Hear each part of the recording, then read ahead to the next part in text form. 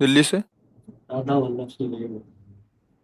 गुरुजी, मेरे मन में बहुत भाव उठते हैं कि मैं खूब दान पुण्य और गरीबों की सेवा करूं, लेकिन मेरी स्थिति इतनी अच्छी नहीं है मैं कुछ सेवा कर सकूं। हाँ, सेवा करना उतना महत्वपूर्ण है जितना भाव उठना महत्वपूर्ण है। समझ रहे ना? आपके अंदर जैसे भाव है कि ऐसा ऐसा करूं, ऐसा ऐसा करूं, आपकी उन्नति हो जाएगी। क्रियाएं, मान लो आपके पास 4 रोटी है, 4 पाते हो, तो 1 रोटी निकाल दो, 1 रोटी की भूख रखो, उसमें से चिड़िया, पंछी, गई, गऊ किसी को भी दे दो। आए हुए भूखे अतिथि, किसी साधु महात्मा किसी को भी दे दो। आपकी वो 1 रोटी दूसरे के करोड़ों मन अन्नदान के बराबर नहीं होगी, क्योंकि आप उतनी सामर्थ्य वाले हैं और आपका भाव बहुत है। बस वो भाव काम कर जाएगा। समझ रहे हो? और अगर कहीं नाम वाम की प्राप्ति के लिए हो, जैसे आजकल लोग पंखा लगवाते हैं, तो पंखुड़ी में जिला नंबर पूरा सब दे देते ना। एक पंखा लगाया और पूरा नाम और पूरा मतलब पूरा पता उसी में लिखा हुआ है। ये सब केवल मलिनता है, अहंकार की मलिन, ये सब नहीं।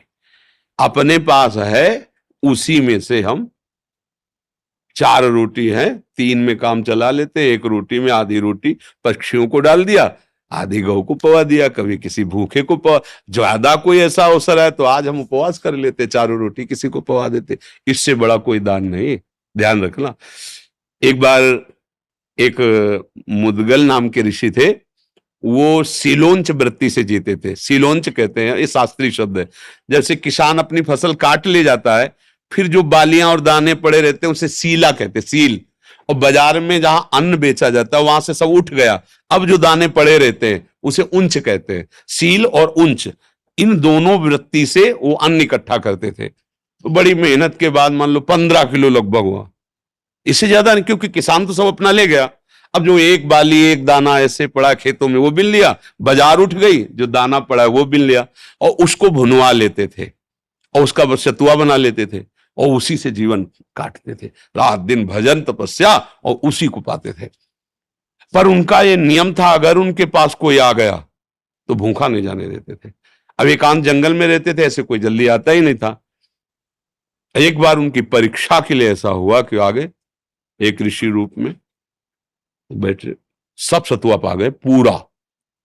उन्होंने एक बार भी नहीं रोका कि मेरा क्या होगा। और पानी पिया, मुंह पूछा, चल दिए। तो जो वहां सतुआ के कण गिरे थे ना, तो एक नेवला वहां से निकला, तो आधे शरीर पे सतुआ का कण लगा तो स्वर्ण का हो गया, तेजस्वी। राजसूय यज्ञ जब युधिष्ठिर जी की हुई, तो वो ऐसे से घूम रहा था जहां सबको पवाया गया। फिर भगवान श्री कृष्ण और अर्जुन युधिष्ठिर जहां बैठे थे वहां से निकला और कहा, ये मुदगल ऋषि की सतुआ यज्ञ से बढ़ के नहीं है, राजसूय यज्ञ हुआ। तो भगवान ने कहा, ऐसा क्यों तुम कहते हो? बोले, देखो सतुआ के कण लगे थे तो आधा में स्वर्ण का हो गया, यहां सब जगह घूम आया, हमारा एक बाल भी स्वर्ण का नहीं। तो हमारी बात समझ रहे ना? कितनी कठिन मेहनत से बीन बीन कर दाना वो एकत्रित करते, तो उनके द्वारा सतुआ यज्ञ की बराबरी भगवान जहां बैठे राजसूय यज्ञ नहीं हुई। हमें जरूरत नहीं कि हमारे पास धन आवे, हमें जरूरत है जितना हमारे पास है उसमें से अपने परिवार का पोषण करते, अगर 1 रोटी भी बाहर दे, वो बहुत बड़ा दान। समझ रहे ना? आपका भाव होना चाहिए। संपत्ति खास बात नहीं है, खास बात भाव है। भाव है ना, तो भगवान आपकी हर सेवा स्वीकार कर रहे हैं।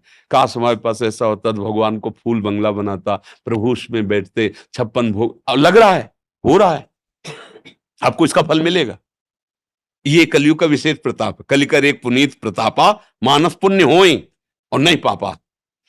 तो इसलिए धन की आकांक्षा तो मत करो, पर भाव जो है उसमें जो है उसको सुरक्षित रखो, ये आपको लाभ प्रदान करेगा।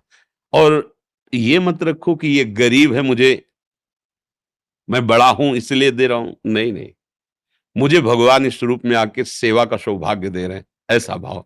और धनी है मान लो ऐसे, चल बांट दो इनको, तो पुण्य तो मिल गया, लेकिन जो उसका लाभ मिलना चाहिए वो नहीं मिलेगा।